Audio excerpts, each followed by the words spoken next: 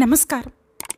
ఈ కథ వారి కోసం, ఎవరైతే తమ జీవితంలో సంతృప్తిగా లేరు, ఎవరైతే నా చుట్టూ ఉన్న వారందరూ నాకంటే సంతోషంగా ఉన్నారని ఫీల్ అవుతున్నారో. ఈ కథ మీకు అర్థమైతే మీరు తెలుసుకుంటారు, ఇకపై దిగాలుగా ఉండాల్సిన అవసరం లేదని. అయితే పూర్తిగా కథ చివరి వరకు వినండి. మరి ఒకానొక సమయంలో ఓ కాకమ్మ ఉండేది. అది తన జీవితం పట్ల చాలా అసంతృప్తిగా ఉండేది. ఓ రోజు అది చెట్టు కొమ్మ మీద కూర్చుని ఏడవడం మొదలుపెట్టింది. అదే చెట్టు కింద ఓ సన్యాసి కూర్చుని ధ్యానం చేస్తున్నాడు. అప్పుడు ఉన్నట్టుండి ఆ కాకమ్మ కన్నీరు ఆ సన్యాసి మొహం మీద పడ్డాయి. ఆ సన్యాసి తల పైకెత్తి ఆ కాకిని చూసి ఇలా అడిగాడు, "ఏమైంది మిత్రమా, ఎందుకు ఏడుస్తున్నావు?" అని. అప్పుడు కాకి ఇలా సమాధానం ఇచ్చింది, "ఓ జ్ఞాని, నేను నా జీవితం పట్ల చాలా కలత చెందాను. నన్ను ఎవ్వరూ ప్రేమించరు. ప్రజలు నన్ను చాలా అవమానంగా చూస్తారు. నన్ను ఎవ్వరు తినడానికి ఏది ఇవ్వరు. ప్రతి ఒక్కరూ నన్ను ద్వేషిస్తారు. ఇటువంటి జీవితం కంటే చనిపోవటం చాలా మంచిది" అని కాకి బాధపడుతూ కూర్చుంది. కాకమ్మ మాటలు వినగానే ఆ సన్యాసి హృదయం దయ, జాలితో నిండిపోయింది. అప్పుడు ఆ కాకితో సన్యాసి ఇలా అంటాడు, "జీవితంలో ఎలాంటి కఠినమైన పరిస్థితులు ఎదురొచ్చినా సరే సంతోషంగా జీవించడం నేర్చుకో మిత్రమా" అని. కానీ సన్యాసి చెప్పిన జ్ఞానంతో కూడిన మాటలు ఆ కాకమ్మకి అర్థం కాలేదు.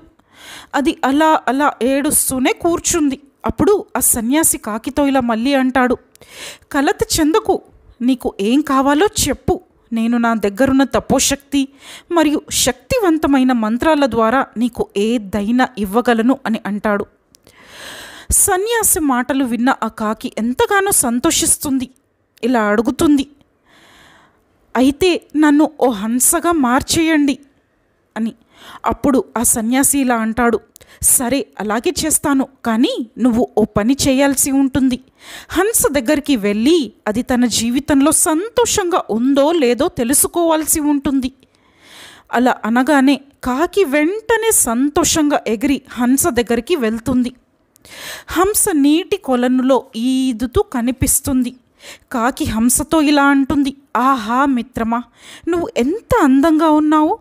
పాలలాగే తెల్లగా మెరిసిపోతున్నావు. అందరూ నిన్ను ఇష్టపడతారు. ఈ లోకంలో బహుశా అత్యంత సంతోషకరమైన పక్షి నీవే అని అయి ఉండొచ్చు" అని కాకి అంటుంది. అప్పుడు హంస కాకితో ఇలా సమాధానమిస్తుంది, "లేదు మిత్రమా, లేదు. నేను అస్సలు సంతోషంగా లేను. ఈ ప్రపంచంలో ఎన్నో అందమైన రంగులు ఉన్నాయి, కానీ భగవంతుడు నాకు మాత్రం ఈ తెల్ల రంగు మాత్రమే ఇచ్చాడు. నాకు తెలిసి రంగురంగుల రామచిలుక మాత్రమే ఈ లోకంలో అత్యంత సంతోషంగా ఉన్న పక్షి. తను రంగురంగులతో మెరిసిపోతూ ఉంటుంది." ఇది వినగానే కాకి ఎగిరి రామచిలుక దగ్గరికి చేరుకుంటుంది. దానితో ఇలా అంటుంది, "ఓ చిలుక, నీవు రంగురంగులతో మెరిసిపోతూ ఎంతో అందంగా ఉన్నావు. నువ్వు ఈ ప్రపంచంలో అత్యంత సంతోషంగా ఉండే పక్షి నీవే కదా" అని అనగానే చిలుక ఇలా సమాధానమిస్తుంది, "లేదు లేదు మిత్రమా, నన్ను మనుషులు ఎప్పుడు చూసినా వారి ఆనందం కోసం, సంతోషం కోసం పంజరంలో బంధించి పెడతారు. అలాంటప్పుడు నేను సంతోషంగా ఎలా ఉంటాను?" అని చిలుక అంటుంది. "నాకు తెలిసి నెమలి ఈ లోకంలో అత్యంత సంతోషకరమైన పక్షి అయి ఉంటుంది.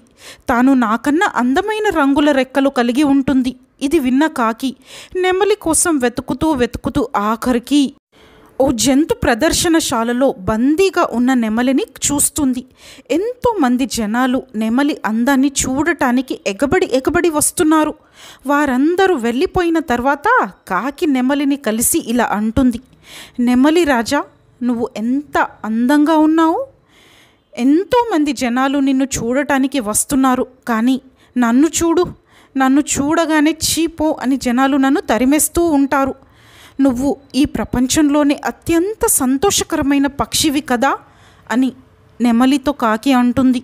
అప్పుడు అది విన్న నెమలి నిరాశగా ఇలా సమాధానమిస్తుంది. నేను ఎప్పుడూ అనుకునేవాడిని ఈ భూమిపై ఎంతో అందమైన ఆనందంగా ఉన్న పక్షిని నేనే కదా అని. కానీ దురదృష్టం కొద్దీ నా ఈ అందం కారణంగానే నేను ఈ పంజరంలో బంధించబడ్డాను. అందమైన వస్తు అలంకరణ కోసమని నాకు ఉన్న ఈ ఈకలను జనాలు లాగినప్పుడు నాకు ఎంతో బాధ కలుగుతుంది. నేను సంతోషంగా లేను మిత్రమా అని నెమలి అంటుంది. అప్పుడు కాకి తిరిగి ప్రశ్నిస్తుంది, అయితే నీవు నాకు చెప్పగలవా ఈ భూమి మీద అత్యంత సంతోషంగా ఉండే పక్షి ఏదో అని? అప్పుడు నెమలి ఇలా సమాధానమిస్తుంది, మిత్రమా, నేను నా అనుభవంతో చెప్తున్నాను.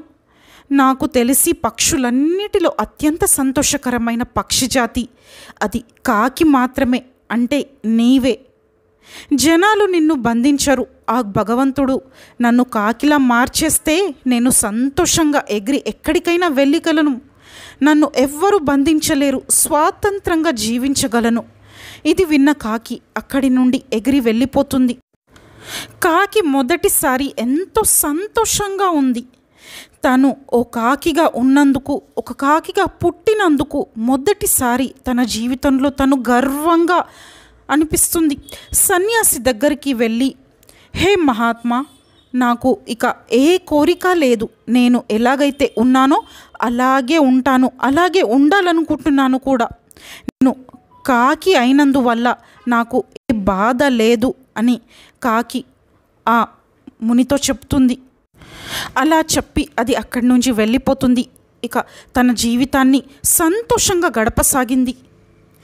మిత్రులారా, మీరు ఒకటి గమనించారా? మనం కూడా మన జీవితంలో ఇలాగే బాధపడుతూ ఉంటాము.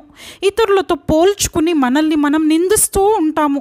లేని దానికోసం, పొందలేని దానికోసం సంకోచిస్తూ ఉండటం కన్నా ఉన్న దాంట్లో సంతోషంగా బ్రతకగలగాలి.